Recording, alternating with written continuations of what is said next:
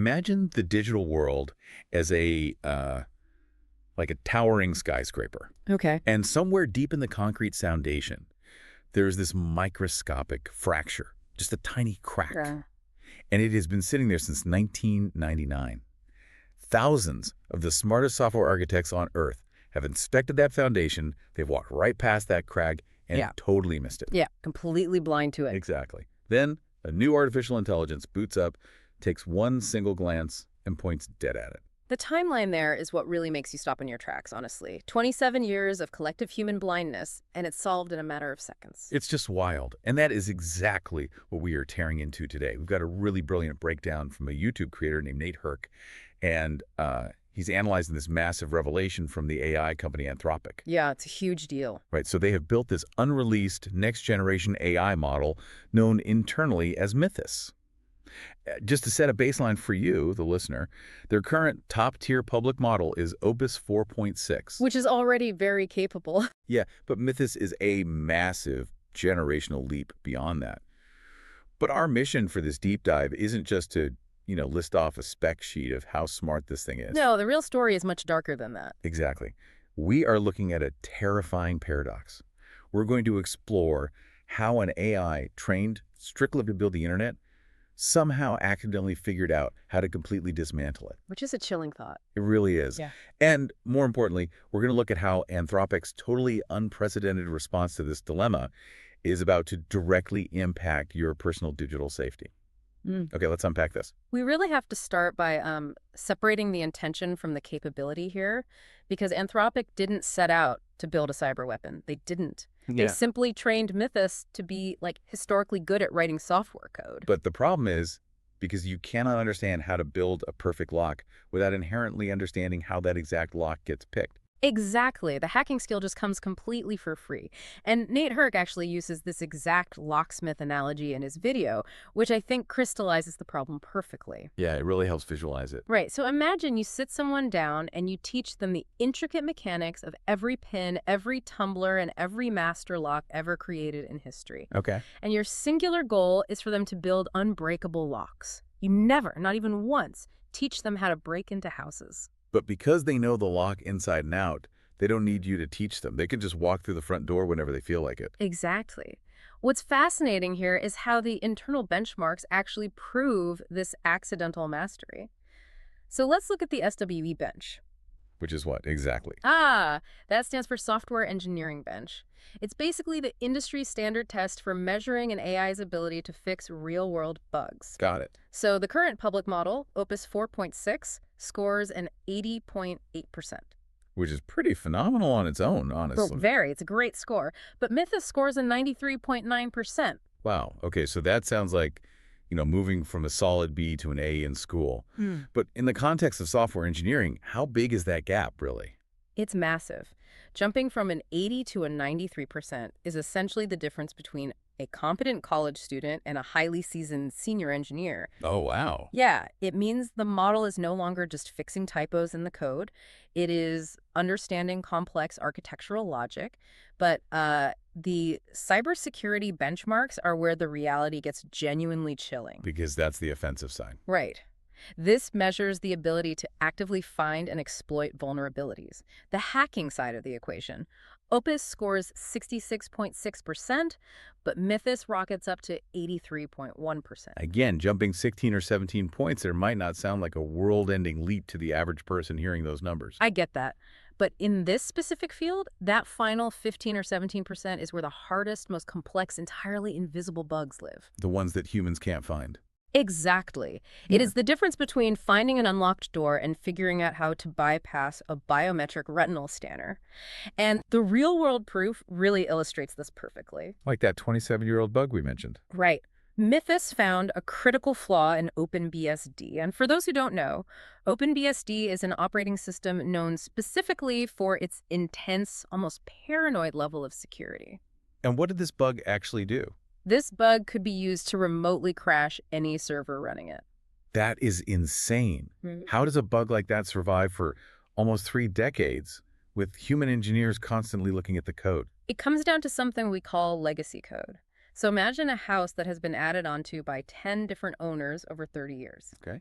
The plumbing is an absolute maze. Human developers inherit millions of lines of old code, and they just assume the foundational stuff works because, well, it's always been there. Right, and it hasn't broken yet, so why check it? Exactly. We develop collective blind spots. Hmm. But an AI doesn't have human assumptions or fatigue. It reads the code exactly as it is today. It doesn't blindly trust the previous owner's plumbing. Exactly.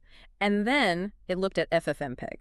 Oh, right. Yeah. So for context, FFmpeg is the underlying software framework that handles audio and video for basically the entire internet. So it's everywhere. Everywhere. If you are watching a video online right now, it is almost certainly running through FFmpeg somewhere in the pipeline. And Mythos found a vulnerability there that had been sitting undetected for 16 years. Wow. And get this, that specific piece of code had been run through 5 million automated security tests. 5 million. Yes, and the tests missed it every single time. How does an AI find something that 5 million target security tests completely miss? Well, automated tests are rigid. They are essentially like a spell checker in a word processor. Okay, I see. They only look for specific known rules being broken. But Mythos uses something called a context window. It reads code contextually, almost like reading a novel. Oh, so it remembers what happened earlier. Exactly.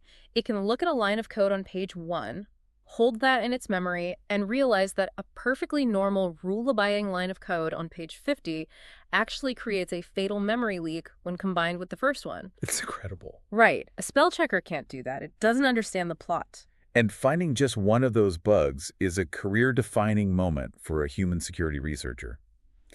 But the video mentioned, Mythos has this ability to do something called chaining.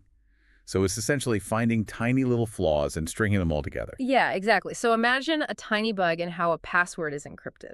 Okay. And then it combines that with a bug in how a server's clock synchronizes. And then combines that with a seemingly harmless error message. Almost like a heist movie. Yes. You bypass a window alarm, you spoof a fingerprint, you cut the power to the cameras, and none of those actions are world-ending on their own. Yeah. But you chain them together and you get into the vault. That's a perfect analogy. It elevates the AI from a simple scanner to a strategic threat actor. It sees the entire board. Like playing chess. Exactly. It understands how moving a pawn over here creates a fatal weakness for the king over there. Elite, state-sponsored human hackers spend months meticulously planning this kind of stuff. And Mythos does it natively in seconds. Natively, in seconds. Which is terrifying, because if Mythos can chain bugs like an elite hacker, the immediate thought for Anthropic has to be, well, we can never, ever let this connect to the public internet. Right. I mean, you are holding the master key to the digital world. What on earth do you do with it? Well, the obvious answer for a tech company, historically speaking, is to release it, hype it up, and make an absolute fortune. Right, that's the standard Silicon Valley playbook. But if Anthropic dropped Mythos publicly tomorrow, the internet as we know it would likely shatter. Really, just like that. Just like that. Because suddenly, every single person with bad intentions has a tool sitting right on their laptop that is better at finding and exploiting vulnerabilities than most professional corporate security teams. It essentially drops the cost of a devastating cyber attack to basically zero. Exactly. It is the ultimate asymmetric threat. And this underlying dread is really pervasive in the AI community right now. Oh, I'm sure. The source material notes that veteran AI researchers, people who have literally been building this technology for over a decade, openly admit that if they had an undo button to stop uncontrolled superintelligence and just start the industry over, they would press it. Wow. But unfortunately, the genie doesn't go back into the bottle. No, it doesn't, because we have an exponential clock ticking in the background. Okay. And we need to define some terms here to understand the timeline. Sure, go for it. So Mythos is what we call a frontier model. That means it is the absolute cutting-edge, state-of-the-art AI. It requires massive billion-dollar data centers filled with specialized chips just to run. Right. It's a closed system controlled by one company. Exactly. But then you have open source models. Which are the models that are freely available, right? Yeah. Where anyone can just download the code and eventually run it on a high-end laptop or a smaller local server. Yes. And the terrifying reality here is that what a massive restricted frontier model can do today, those smaller, freely available open source models will likely be able to do in just 12 to 24 months. Wait, really? Just a year or two? Yeah. Yeah. You cannot keep this capability a secret forever. Someone else, somewhere, will build it and give it away. Hold on. I need to push back on this whole premise for a second. Okay, sure. If we know this is a ticking time bomb, And we know smaller open source models will catch up in a year or two no matter what we do. Why is Anthropic even building this? Well, I mean, aren't they literally just creating the exact problem they are now desperately trying to solve? It feels like we are building a massive bomb and then scrambling to build a bomb shelter before it detonates. that is the core existential tension of the entire AI industry right now. You hit the nail on the head. But the race is happening whether any individual company likes it or not. Because of the competition. Exactly. If Anthropic stops building, another nation state or a rival lab simply takes the lead, and they might not care about safety at all. Which is why Anthropic's next move is the crux of this whole story. Yeah. Because they couldn't release it publicly without causing global chaos. Right. But they also couldn't just lock it in a vault and pretend they didn't invent it. Yeah. Because as you said, the open source clock is ticking. Exactly. So they created a third option called Project Glasswing. Right.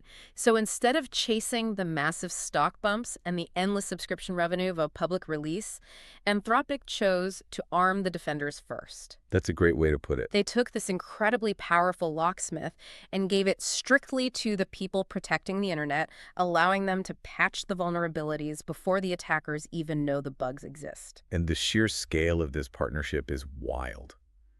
I mean, they partnered with the literal foundational pillars of the modern internet. Oh, yeah, the heavy hitters. We're talking AWS, Apple, Google, Microsoft, NVIDIA, Cisco, CrowdStrike, and JP Morgan. Huge.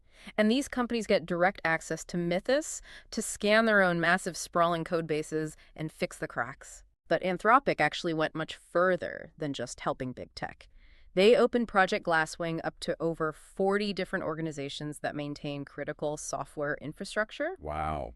and they backed it up with serious money. Yeah, they committed $100 million in usage credits. Uh-huh.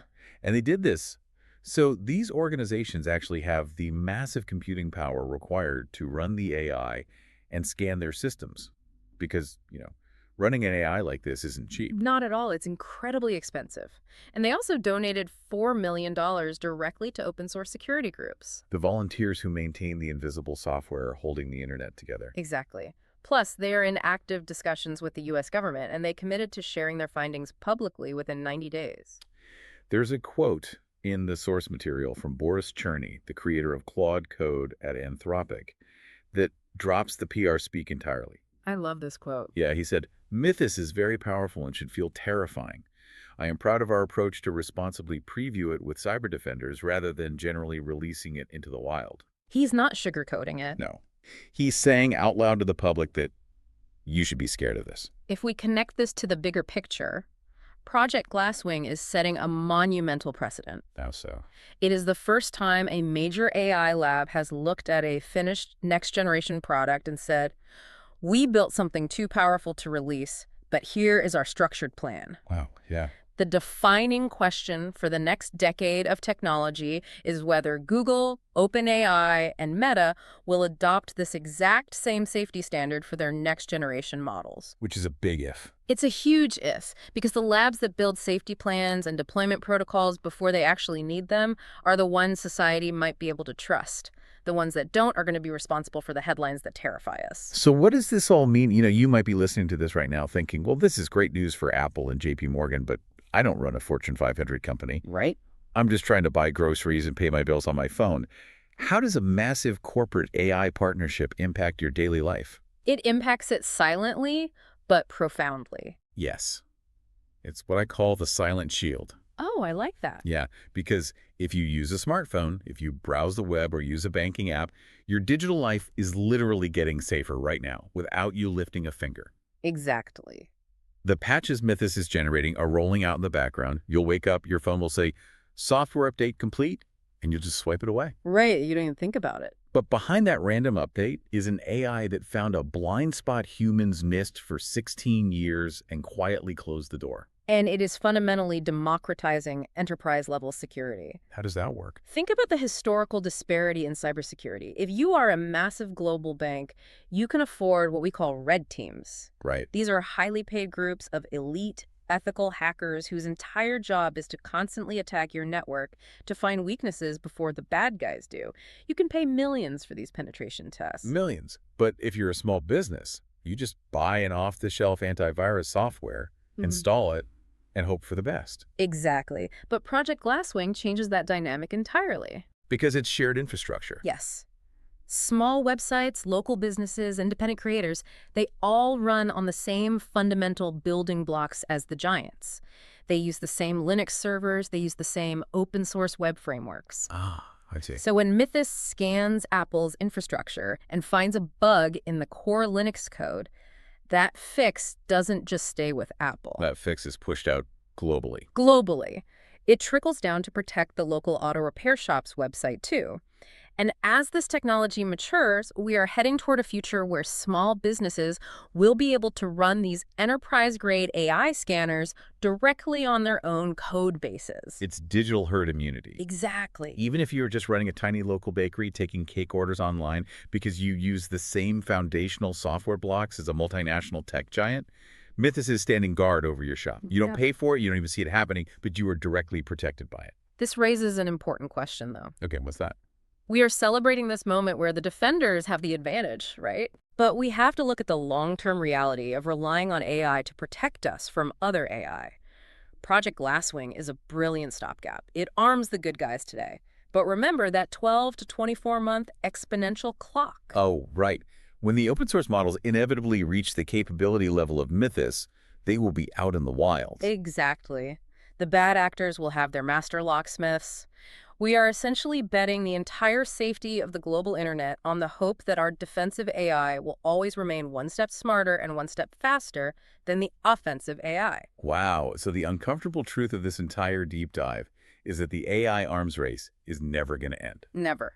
There's no finish line where we suddenly declare the internet permanently safe. The exponential curve of AI capabilities isn't flattening out. It is only getting steeper. Much steeper. But maybe for the very first time in the history of this technology, the defenders have been intentionally given a head start. Anthropic chose to patch the armor before selling the sword. And that decision buys us the most valuable resource in cybersecurity, which is time. Time. Yeah, time to fix the 27-year-old cracks in the foundation before the storm actually hits. Which leaves you with one final thought to mull over long after you finish listening today. We've established that an AI trained simply to write code naturally evolves into a master locksmith, capable of breaking any lock. Right. So what happens in a few short years when bad actors explicitly train an open source AI to be a ghost? Oof. Right. An AI designed not just to hack, but specifically engineered to evade the watchful defensive eyes of systems exactly like Mythos. Are we entering an era where human cybersecurity is completely obsolete and the internet becomes an invisible, endless battleground fought entirely between rival artificial intelligences? It's a lot to think about. It really is. Thank you so much for joining us on this deep dive. We'll catch you next time.